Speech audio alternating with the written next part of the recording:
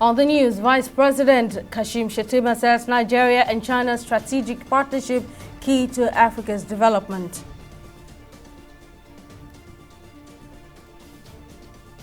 Lola Ashiru replaces David Umahi as Deputy Senate Leader.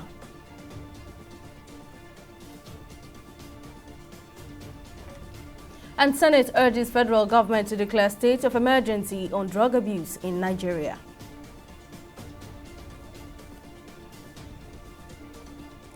Thank you for joining us on News Now. I'm Simisola Adigun. In commemoration of the 10th anniversary of the Belt and Road Initiative, Vice President Kashim Shettima says Nigeria's strategic partnership with China remains key to Africa's development, calling for it to be scaled up. He says that Nigeria and China, having celebrated 50 years of diplomatic relations in 2021, must now take their destinies into their own hands. According to the Vice President, President Bola Tinubu's administration has strategically tinkered with the country's foreign policy to drive and boost investors' confidence. Shettima also said the federal government aims to achieve key objectives at accelerating the growth of Nigeria and training 3 million early-to-meet talent hubs within the next 4 years. On his part, Vice President Han Zhang assured his Nigerian counterpart of continued partnership. Through this strategic blueprint, the federal government aims to achieve 3 key objectives. 1, accelerate the growth of Nigeria as a global technical talent hub and next exporter of talent. One of the goals of this talent hub is to train 3 million early-to-mid career technical talents throughout the next 4 years, 2023 to 2027.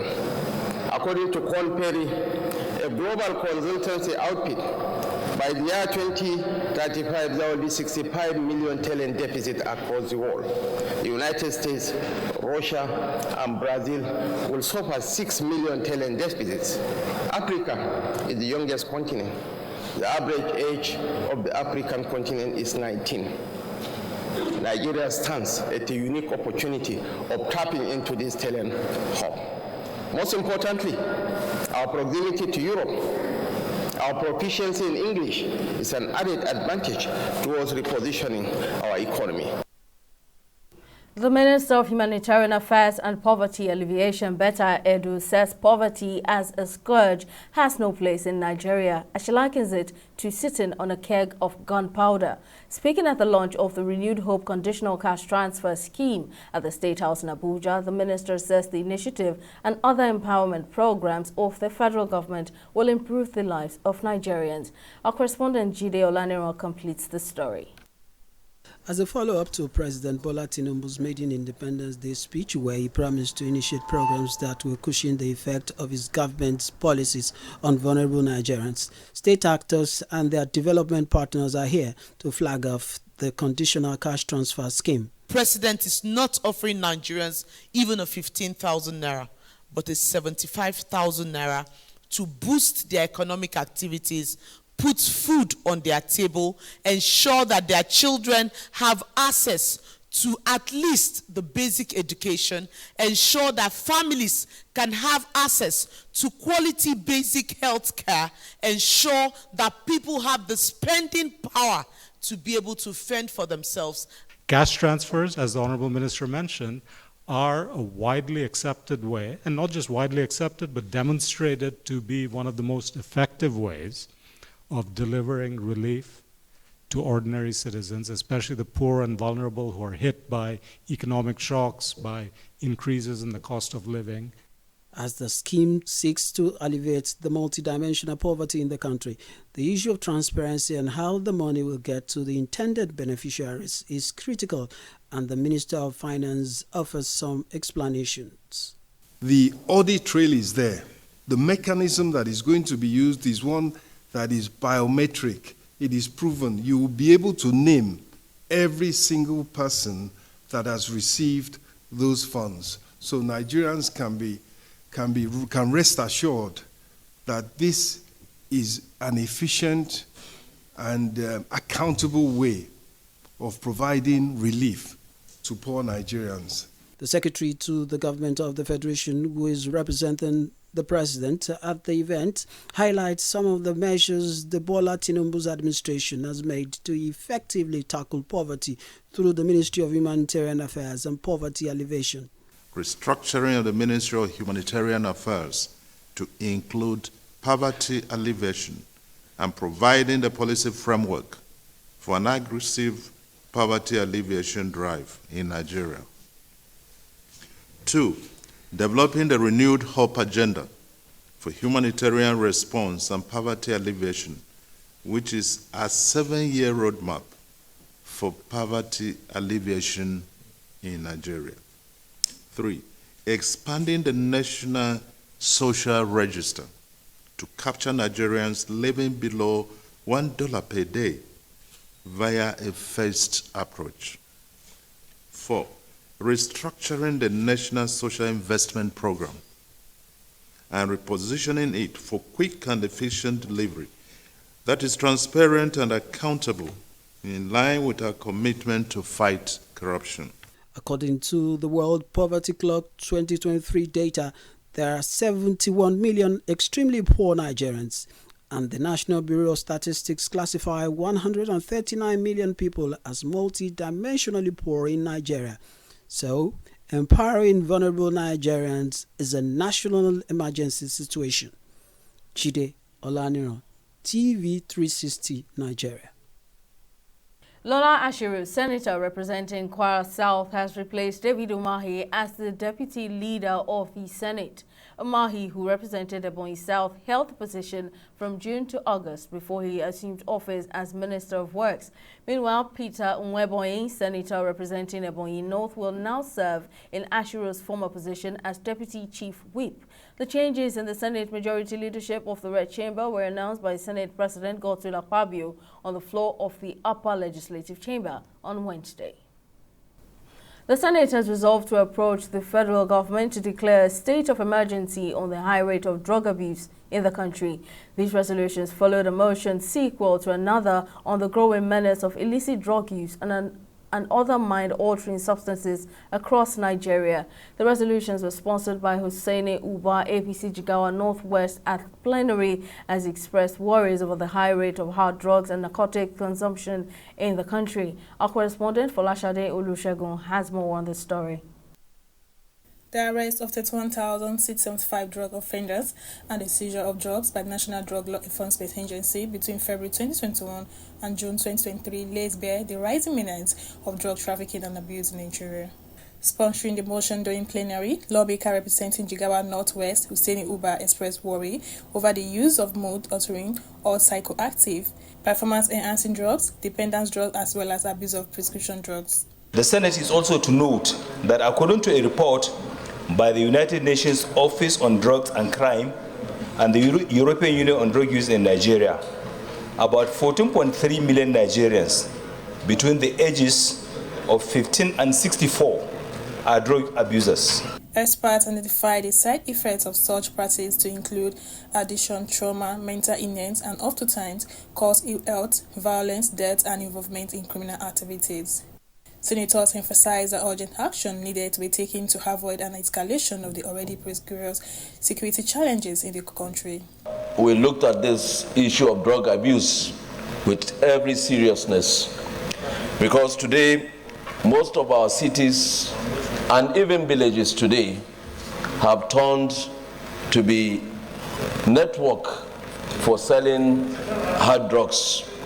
Our youths in this country, majority of our youths, especially, I can give example with my constituency. If you go to Minna today, it's sickening and very sad. Parents can no longer control their children. The effect, the negative effect of drug abuse on our youth, even adults alike, cannot be quantified. It's a huge element that is causing destruction, unprecedented destruction to the lives of our people. The Senate subsequently employed the National Drug Law Enforcement Agency, NDLEA, Federal Ministry of Health, and other relevant government institutions to step their efforts to curb the alarming consumption of nkurumiri and kukura, which were prevalent in the southern and northern parts of the country. We have reached a point of national emergency. We should convoke a national discourse on narcotics. And then at the end of it, we should come up to this chamber as legislators to formulate policies and possible legislations that can cope this situation and bring sanity to the society. Mandate the Committee on Drugs and Narcotics to engage the NDLEA and NAFDAC to provide updated statistical data on drug abuse in Nigeria. Senators also directed the Committee on NAFDAC, Drugs and Narcotics to liaise with relevant federal government agency to convoke a national summit on the state of drugs and narcotics abuse in the country. Folashade Olusegun reporting for TV 360, Abuja. The Senate has confirmed Ola Olukoyede as chairman of the Economic and Financial Crimes Commission, EFCC, on Wednesday. The Red Chamber also confirmed the appointment of Mohammed Hamajoda as the secretary of the Anti-Graft Agency. The confirmation of both men followed their screening by the upper chamber on Wednesday afternoon, about a week after they were appointed by President Bola Tinubu. Olukoyede was named acting chairman of the EFCC months after Abdul Rashid Bawa, former boss of the Anti-Graft Agency, was suspended by the president. Also confirmed along with the duo was Halima Shehu as the chief executive officer of the National Social Investment Program Agency. The proverbial monkey that was locked up in the cage, and you put a bunch of ripe banana in that cage, and you stand outside with a cane in your hand, 1 day, 2 days, 3 days, and you warn the monkey not to eat the banana, and you lock the monkey there with cane in your hand outside the cage. 1 day, 2 days, 3 days. The monkey will think twice. What is the alternative for gone here? If I eat this banana, I will survive. The worst will come is that this man will kill me after so much he will kill me. But if I am afraid to eat this banana, I will die. That is where we have gotten to. That everybody wants to dip hands into the treasury and all of that, and the incentives for corruption is all over the place. So I will do more in the area of blocking the leakages. Distinguished colleagues, will the Senate confirm the nomination of Mr. Mohammed Hassan Hamajoda for appointment as Secretary of the Economic and Financial Crimes Commission, EFCC? Those in favor say aye. Those against say nay. The ayes have it. The nomination of Mr. Mohammed Hassan Hamajoda is hereby confirmed. Let's discuss this further. That's Olukoyede's confirmation by the Senate. Legal expert Abraham Ejigu is my guest on the news. Thank you for your time, Mr. Ejigu. Now, speaking from a legal point of view, do you think that the Senate should have gone ahead with the confirmation of Olukoyede despite the controversy over the candidate's qualifications for the job? Yes, I believe they should have gone ahead with it, confirming the appointment of Mr. Olukoyede. The man has met all the criteria and requirements for being confirmed as the head of the EFCC. He has been in the EFCC for a long time. He was the chief of staff to a former chairman. He was also the secretary of the entire EFCC, which automatically makes him a member of the board of the EFCC. So I think he has the cognate experience. The noise about the EFCC Act not being met, I do not think is justified. But anyone who feels otherwise can approach the court for interpretation. But if I'm to give you my opinion, my legal opinion, I believe that he has met the requirements as somebody who has been in the EFCC for that long and have that experience. Like I said earlier, being secretary of the board and being chief of staff to a chairman, understudying the chairman. So I think the National Assembly, the Senate, has done nothing wrong in confirming him or his appointment. What I do have problem with is the manner in which the Senate always confirms the names or candidates that are sent to them. It's almost like a circus. You just come and the person says a bit of some rubbish, and the Senate president just asks. The ayes have it, and the ayes have it. No objection, no rigorous questioning. That is my only question mark on the entire process. Our legal expert, Abraham Jigo, thank you very much for lending your thoughts. Meanwhile, Minister of Information and National Orientation Mohammed Idris says the Bola Tinubu's administration has no plan to gag the press. Speaking against the backdrop of recent uproar that has greeted moves by an agency under his purview that has sanctioned media houses and the alleged plan by the National Broadcasting Commission (NBC) to regulate the social media, Idris, who was fielding questions from journalists at the State House after a consultation with the president, reaffirmed the federal government's stand to promote press freedom. You know that Mr. President believes in press freedom. He believes in the freedom of expression, and he's not going to gag the press in any way, shape, or form. He's going to work seriously to ensure that the Nigerian press that has been free is even freer. But like I said all the time, this freedom also comes with enormous responsibility. You can't just say what is not right because you say you are enjoying press freedom. There will be freedom, but it has to be responsible freedom. This is a very delicate line to toe. While government and Mr. President and all of us in that sector are committed to ensuring that there's press freedom, that freedom, like I said, comes with responsibility. A lot of things that some of these people in the social media are doing is also not very patriotic. Sometimes you say news that is not factual. But I don't want a situation where it will be seen that government is trying to gag the press. I want that to be underscored. There is no attempt by government to gag the press. We are going to do whatever it takes that is responsible, that is also accountable. We'll take a break now, but still to come, CBN to penalize banks with checks processing errors from November the 1st. We'll have details shortly.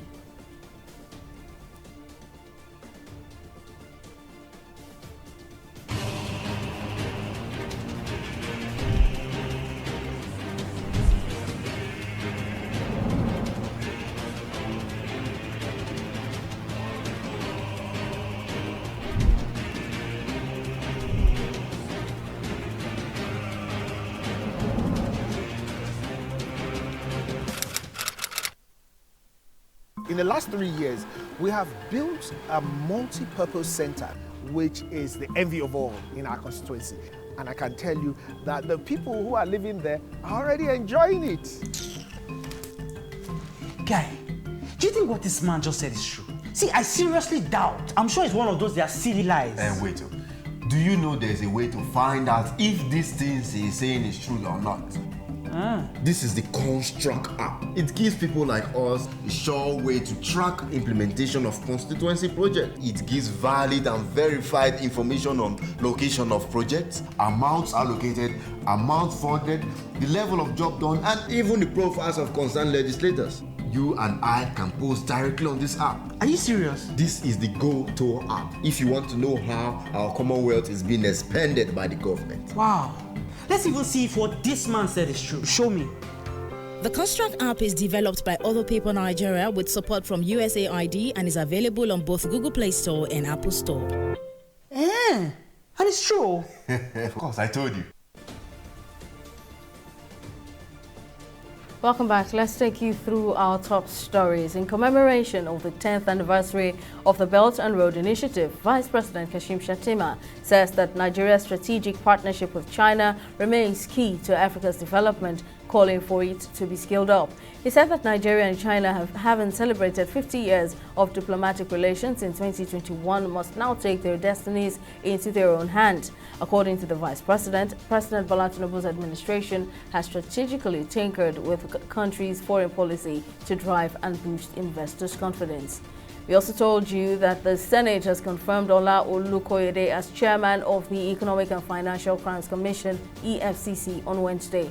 The Red Chamber also confirmed the appointment of Muhammad Hamajoda as the secretary of the Anti-Graft Agency. The confirmation of both men followed their screening by the Upper Chamber on Wednesday afternoon, about a week after they were appointed by President Bola Tinubu.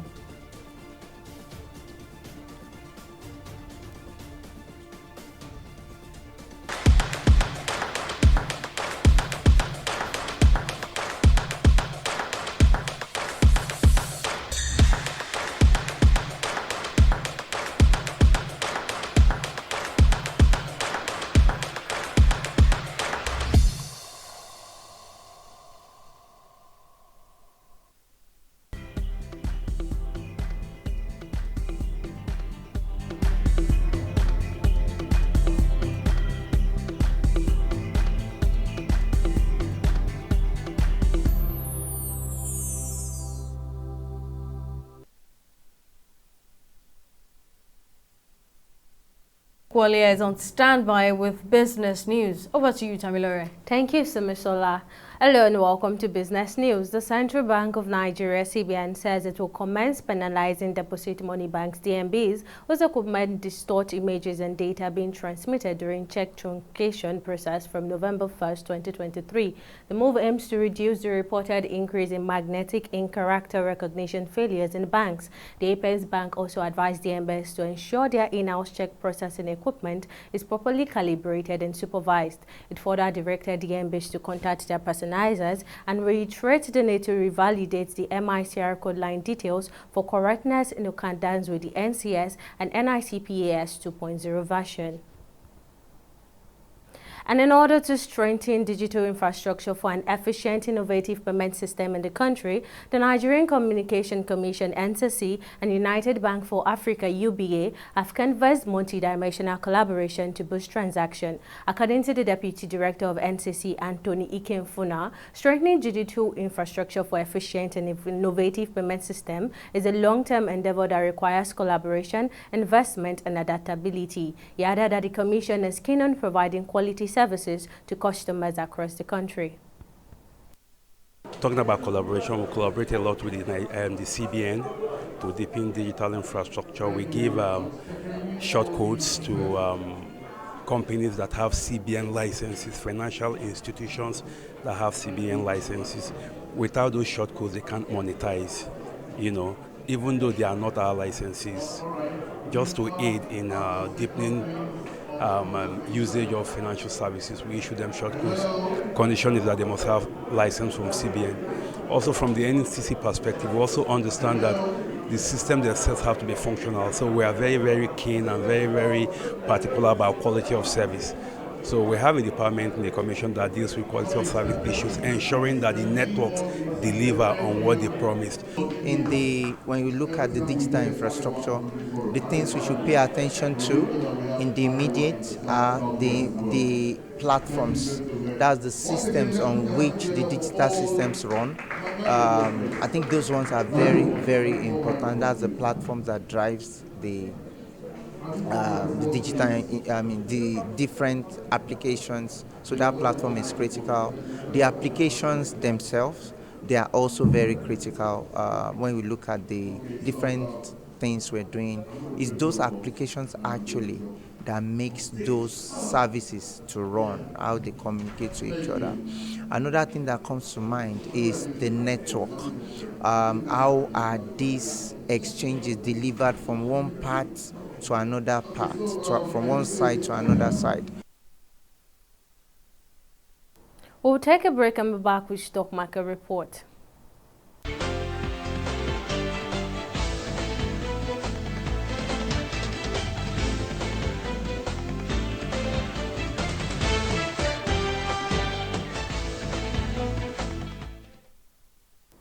Nigeria's equities market ended further in the green zone on Wednesday, though marginally by 0.04%, with the market cap standing at 37.01 trillion naira mark. While banking, insurance, and oil and gas stock were majorly on demand, investors sold industrial goods stock ended the day trade with 19 gainers and 18 losers.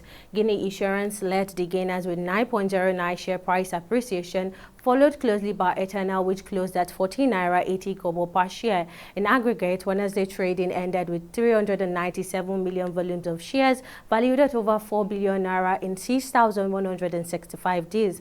It's a different tale for our select global stock, as the UK FTSE and the US Dow Jones both ended the DBS at 1.14% and 0.61%, and only the Japan Nikkei had bullish run at the end of the trading, closing at 0.061%.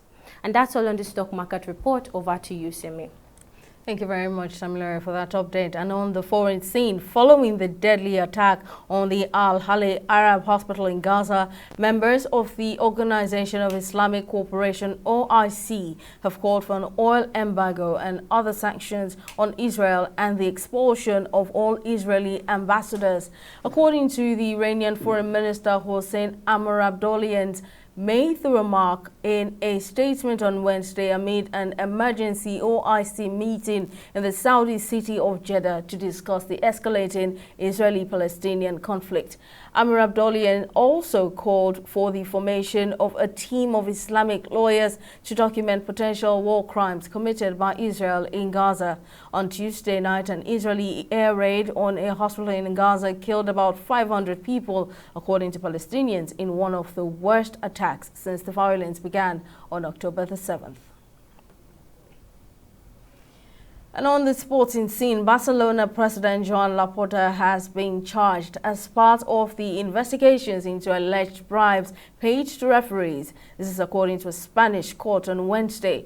Laporta is charged in relation to his first spell as president of Barcelona from 2003 to 2010. The club itself and two of its former presidents, as well as the former head of Spain's referees body, Jose Maria, and his son, have also been charged.